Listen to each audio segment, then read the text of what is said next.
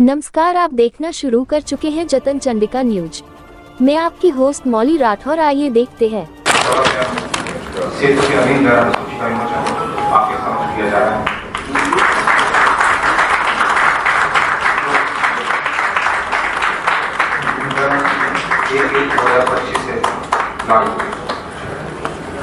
Media के सभी साथियों, आपका हार्दिक अभिनंदन है, स्वागत है। जैसा कि अभी आपने देखा कि हमने नया SOR जारी किया है, शेड्यूल ऑफ रेट्स ये जारी किया है। ये सामान्यतः शेड्यूल ऑफ रेट तत्कालीन समय में जो निर्माण में लगने वाली सामग्री है उसके बाजार भाव का समग्र रूप से मूल्यांकन करके निर्माण में जितने प्रकार की सामग्री लगती है उसके बाजार रेट का अध्ययन करने के बाद तैयार किया जाता है और उसी के आधार पर हम अलग अलग कामों का लागत का मूल्यांकन करते हैं और फिर उसी से निविदा दर निर्धारित होती है।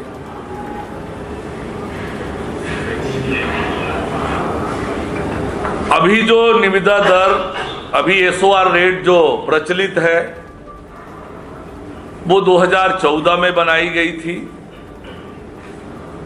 जो कि 1/1/2015 से लागू है। अब ये 10 वर्ष का लंबा समय, इन 10 वर्षों में सामग्रियों के भाव में बहुत अंतर आए हैं और न केवल बाजार भाव में अंतर आए हैं वरन कई नई टेक्नोलॉजी भी इस बीच निर्माण क्षेत्र में इजाद हुई है। अभी आप सबको याद होगा, इंडियन रोड कांग्रेस का आयोजन हमने रायपुर में किया। आप लोगों ने अवलोकन भी किया होगा कि निर्माण क्षेत्र में कैसे कैसे इनोवेशन, किस प्रकार से नई टेक्नोलॉजी निर्माण की लागत को कम करने और उसकी आयु सीमा को बढ़ाने का, कैसे लाइफ बढ़े हमारे निर्माण का, इन सबको लेकर अनेक नई टेक्नोलॉजी इजाद हुई है। उन टेक्नोलॉजी को भी समाहित करने का मार्गदर्शन इंडियन रोड कांग्रेस के द्वारा किया गया है, वो भी हम इस SOR में सम्मिलित कर रहे हैं। इसके लाभ ये होंगे कि ठेकेदार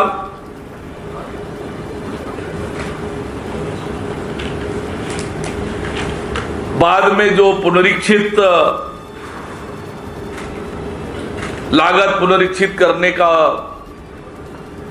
क्रम बार बार चलता है कि लागत बढ़ गई, कास्ट रिवाइज करो,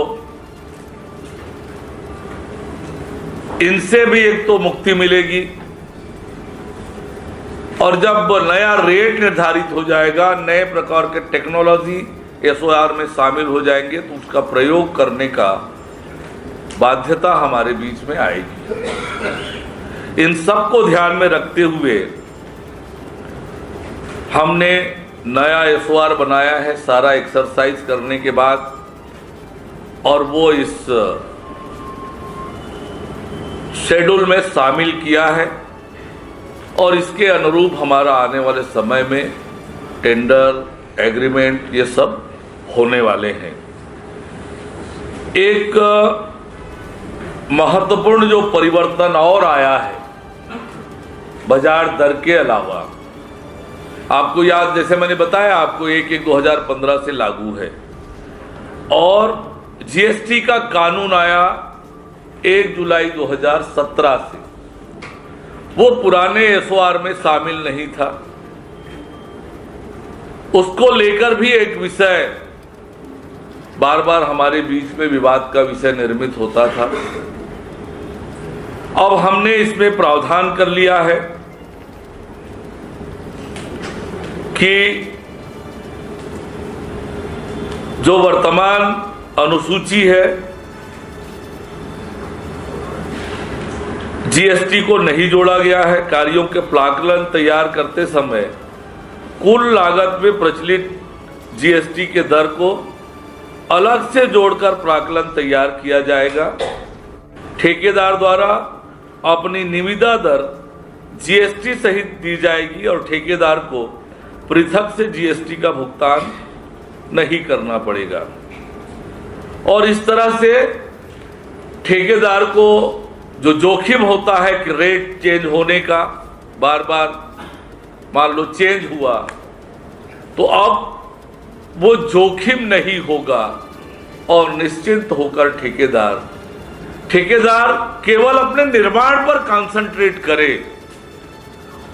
करों के दर में कमी ज्यादा होने का उस पर जोखिम ना हो, उसका पूरा ध्यान अपने निर्माण पर केंद्रित हो। इसलिए इस तरह के प्रावधान किए हैं। पिछले 10 वर्षों में जो नई टेक्नोलॉजी इजाद हुई है जिसे हम इस एसओआर में सम्मिलित कर रहे हैं वो निम्नानुसार है। सीमेंट एवं केमिकल से सॉइल स्टेबलाइजेशन का काम पहले एसओआर में शामिल नहीं था, अब शामिल कर रहे हैं। पेवमेंट व्हाइट टॉपिंग यह भी शामिल नहीं था, वो जोड़ रहे हैं। रोड साइनेज में एल्यूमिनियम कंपोजिट मटेरियल सीटिंग का उपयोग अब होगा। Precast RCC drain precast box convert ये आज के समय में बड़ा महत्वपूर्ण है, आवश्यक भी है, विशेषकर जो कठिन क्षेत्र है वहां पर यह बहुत उपयोगी होने वाला है कि एक स्थान पर प्लांट है, वहीं से निर्माण करके जहां पर वो निर्माण करना है वहां ट्रांसपोर्ट की सुविधा से ले जा करके सीधे खड़ा कर देना है, तो समय भी बचत और झमेले से भी मुक्ति इसको शामिल करने से होगा। फाउंडेशन कार्य में भी आरसीसी के उच्च ग्रेड M40, M45, M50 का अब उपयोग करेंगे। सब स्ट्रक्चर कार्य भी अब प्री स्ट्रेसिंग से होगा। और एक बात जो आप लोग जानते हैं, जिसका आग्रह हमारे नितिन गडकरी जी ने किया है कि जो क्रैश बैरियर है उसमें बाम्बू की टेक्नोलॉजी भी हम एसओआर में शामिल कर रहे हैं। और इसकी उपयोगिता आप सब लोगों के ध्यान में है, इसके क्या लाभ है, तो ये बड़ा उपयोगी होने वाला है और इस पर भी हम अपने एसओआर में शामिल कर रहे हैं। नॉइस बैरियर का भी हम आने वाले समय में उपयोग करेंगे। अनेक स्थानों पर यह आवश्यक हो जाता है, पर एसओआर में शामिल नहीं होने से इसके बारे में विचार भी नहीं कर पा रहे थे। इसे भी अब विचार करके आने वाले समय में हम करेंगे।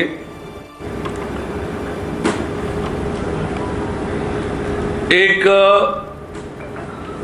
एसओआर का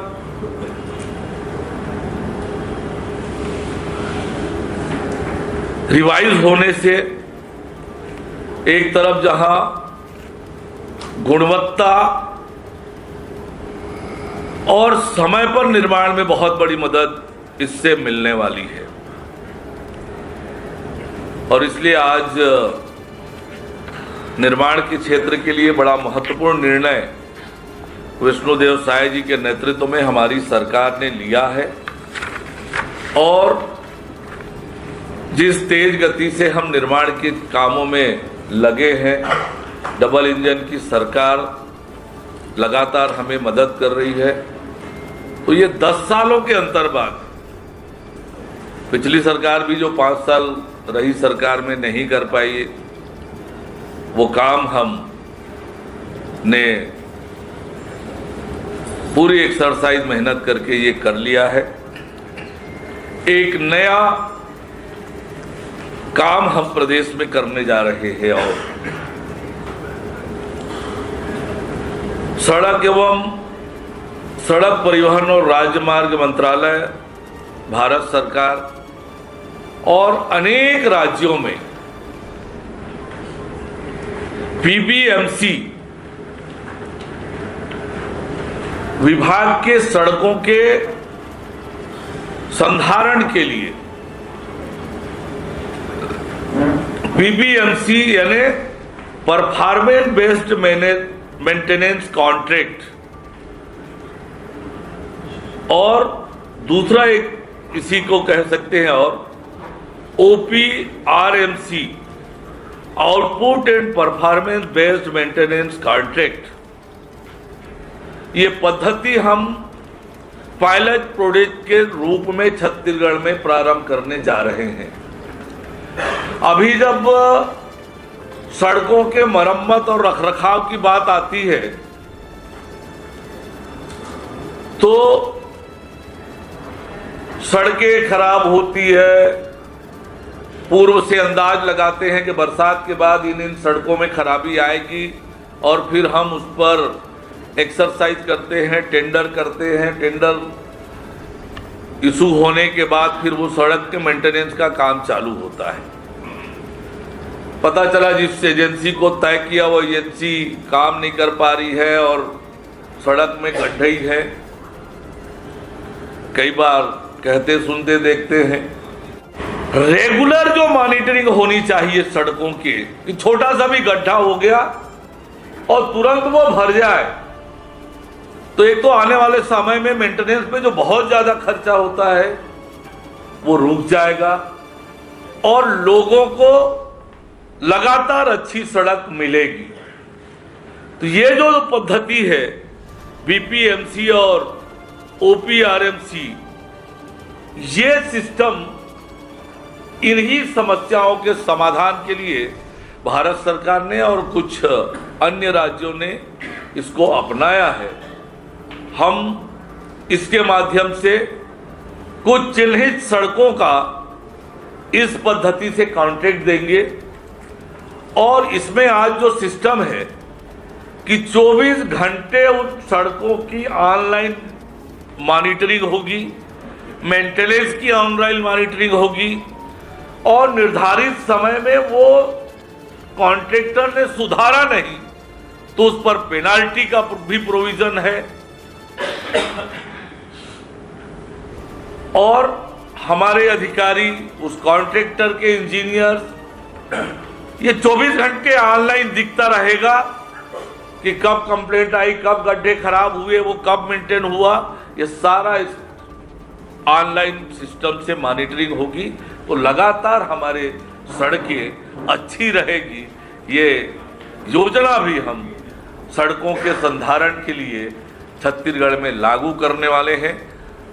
जैसे 5 साल 7 साल के लिए कुछ सड़कों को चिन्हित करके कॉन्ट्रैक्टर को दे दिया, वो 5-7 साल तक पूरा उस सड़क का मेंटेनेंस करने का काम वो कॉन्ट्रैक्टर रेगुलर बेसिस में करेगा, अपने पूरा एस्टेब्लिशमेंट लगा के, और वो हमारे विभाग में ऑनलाइन उसकी मॉनिटरिंग होगी, ऑनलाइन उसको दर्ज करना पड़ेगा।